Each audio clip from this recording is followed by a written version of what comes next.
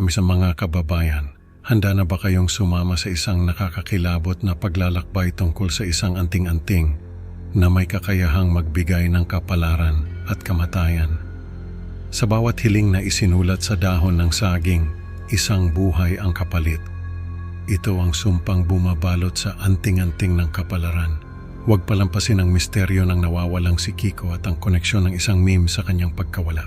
Maghanda sa mga revelasyong mag-uugnay sa sumpang MMS at sa mga nawawalang kaluluwa na nagnanais na muling makita ang liwanag ng araw. Sa gitna ng ingay at kislap ng mga kamera sa isang press conference sa Maynila, nakatayo si Jomar, isang kilalang paranormal investigator, suot ang kanyang barong Tagalog. Seryoso ang kanyang mukha habang ibinabahagi niya ang kanyang kaalaman sa mga mamamahayag at mga usyosong tao na nakikinig sa kanyang bawat salita. Ang anting-anting ng kapalaran, panimula ni Jomar, ay hindi basta-bastang artifact. Yari ito sa lumang barya at itim na tela at may kasamang orasyon na matagal nang nakatago sa ating kasaysayan. Nagpatuloy si Jomar, inilahad niya ang misteryosong proseso ng paggamit ng anting-anting. Kailangang isulat ng humihiling ang kanyang naisin sa dahon ng saging at ilagay ito sa loob ng anting-anting. Ngunit may kapalit ito, ang buhay ng isang mahal sa buhay. Nagbigay diin si Jomar sa kahihinatnan ng ganitong kapangyarihan. Ang humiling magkakamit ng swerte, pero ang kanyang sakripisyo maglalaho. Iiwan ng isang kakilakilabot na alaala na hindi maaaring baliwalain. Habang nagtatala ang mga mamamahayag, isang tanong ang naghang sa ere. Ano ang susunod na mangyayari sa sino mang magtatangka na gamitin ang sumpang anting-anting? Sa isang madilim na opisina, pinag-aaralan ni Jomar ang mga larawan at ulat tungkol sa kaso ng nawawalang bata na si Kiko. Ang mga dingding ay puno ng mga clippings at mga tala na parang isang web ng misteryo na naghihintay malutas. Biglang tumunog ang kanyang telepono. Isang meme ang natanggap niya mula kay Tristan, isang larawan ng makatotohanang kalansay. Tinitigan ni Jomar ang meme at doon niya napagtanto ito ang susi sa pagkawala ni Kiko. Sinuri ni Jomar ang MMS na ipinadala sa telepono ni Tristan mula sa isang hindi kilalang sender ID.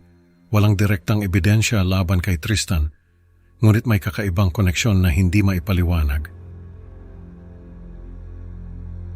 Ang tanong na bumabagabag kay Jomar, paano nagkaroon ng koneksyon ng meme sa nawawalang bata? At ano ang misteryosong sender ID na ito? Ang kasagutan ay naghihintay sa susunod na kabanata ng investigasyon ni Jomar. Sa loob ng isang maingay at abalang teknikal na laboratorio, nakatutok ang mga mata ni Detective Marasigan sa telepono ni Tristan. Ang screen ay puno ng mga Hapones na teksto na tila isang palaisipan na kailangang lutasin. Hawak ang kanyang noo. Pinag-aralan niya ang bawat karakter. Sinusubukang hanapin ang koneksyon sa misteryosong kaso na kanyang hinahawakan. Ano ba itong mga letra-letrang to? Bulong ni Detective Marasigan sa sarili habang pinipilit niyang intindihin ang nakasulat. Hindi nagtagal. Natuklasan niya na ang mga teksto ay hindi basta-basta mga salita, kundi orasyon mula sa anting-anting ng kapalaran. Nanlaki ang kanyang mga mata sa pagkakatuklas, tila isang piraso ng puzzle ang biglang umakma sa lugar.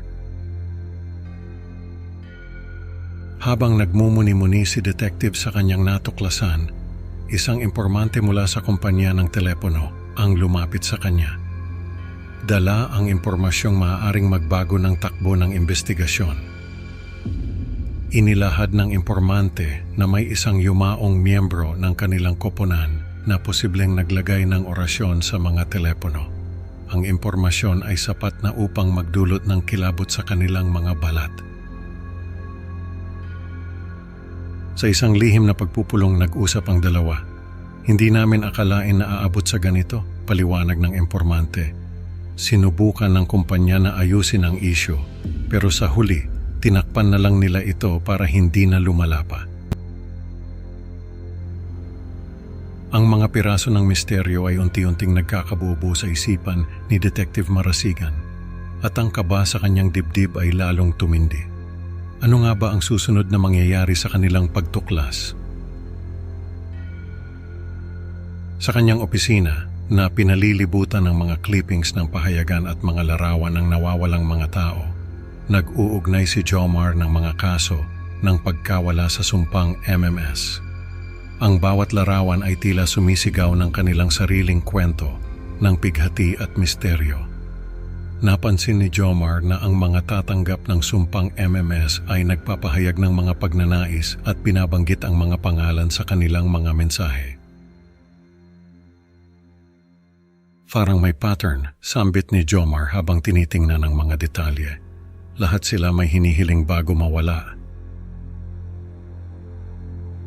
Sa isang emergency broadcast, seryoso at puno ng pag-aalala ang mukha ni Jomar habang nagbibigay siya ng babala sa publiko. Mag-ingat sa inyong mga hinahangad at sa pagbanggit ng mga pangalan sa inyong mga mensahe, paalala niya. Hindi natin alam kung sino o ano ang nakikinig. Ang babala ni Jomar ay nagdulot ng pangamba sa mga nakikinig. Ang mga salita niya ay tila mga hudyat ng isang paparating na bagyo na maaaring magdala ng mas malaking kapahamakan. Ano nga ba ang mangyayari sa susunod na kabanata ng kanilang pakikipagsapalaran sa dilim? Sa lilim ng mga nagtataas ang puno ng isang lumang sementeryo sa Quezon City, marahang naglalakad si Jomar at Detective Marasigan, bit-bit ang kanilang mga gamit para sa isang ritual. Ang kanilang mga hakbang ay mabibigat, hindi lamang dahil sa mga daladalang kagamitan, kundi pati na rin sa bigat ng misyong kanilang pasan. Sa gitna ng mga lumang puntod at mga rebulto na tila nagmamasid sa kanilang bawat kilos, inumpisahan ni Jomar ang ritual. Binasa niya ang orasyon mula sa isang lumang libro. Ang bawat salita ay may diin at kapangyarihan. Ang hangin ay tila huminto sa pag-ihip at ang paligid ay nagmistulang nakikinig sa bawat bulong ni Jomar. Biglang sa kalagitnaan ng katahimikan, nagpakita ang mga nakakatakot na manifestasyon ni Lamang Lupa. Ang mga anino sa paligid ay nagsimulang kumilos at ang mga boses mula sa kawalan ay nagsimulang bumulong.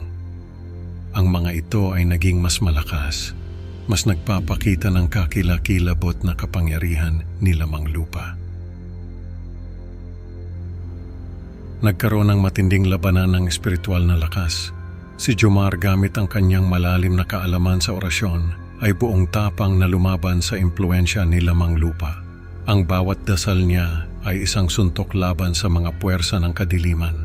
Ang bawat tawag niya sa mga mabubuting espiritu ay isang panangga laban sa masasamang nilalang. Sa wakas, pagkatapos ng isang matagal at nakakapagod na labanan na naig si Jomar, ang kapangyarihan ni Lamang Lupa ay humina at isa-isa ang mga kaluluwa ng mga nawawalang tao kasama na si Kiko ay pinalaya mula sa kanilang tanikalang espiritual. Ang hangin ay nagdala ng isang malalim na buntong hininga ng kaluwagan.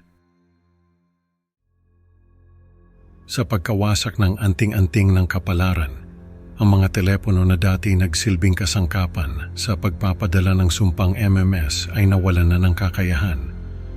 Ang banta ng sumpa ay tila naglaho kasama ng pagkawala ng anting-anting. Sa isang huling pahayag sa media, nagbigay si Jomar ng babala sa lahat. Ipinahayag niya ang panganib ng paghahangad ng swerte sa pamamagitan ng madilim na paraan at ang kahalagahan ng pagpapahalaga sa buhay ng bawat isa. Ang kanyang mga salita ay isang paalala na hindi lahat ng kumikinang ay ginto at na ang tunay na kapalaran ay hindi dapat ipagpalit sa anumang anting-anting. Ang kwento ng sumpa ay nagwakas, Ngunit ang babala ni Jomar ay mananatiling nakaukit sa puso at isipan ng bawat isa. Mga kaibigan, tandaan na sa bawat hiling na ating pinapakawalan, may kapalit na hindi natin inaasahan. Maraming salamat sa pakikinig. Huwag kalimutang mag-like at mag-subscribe sa Creepy Pinoy Stories para sa mga bagong kwentong kakapindot mo pa lang, nakaabang na ang kilabot. Excited na ako makasama kayo ulit sa susunod na upload. At bago kayo matulog, isipin niyo baka ang inyong mga pangarap ay may presyong hindi nyo kayang bayaran. Hanggang sa muli, mga ka-horror, mag-ingat sa inyong mga hiling.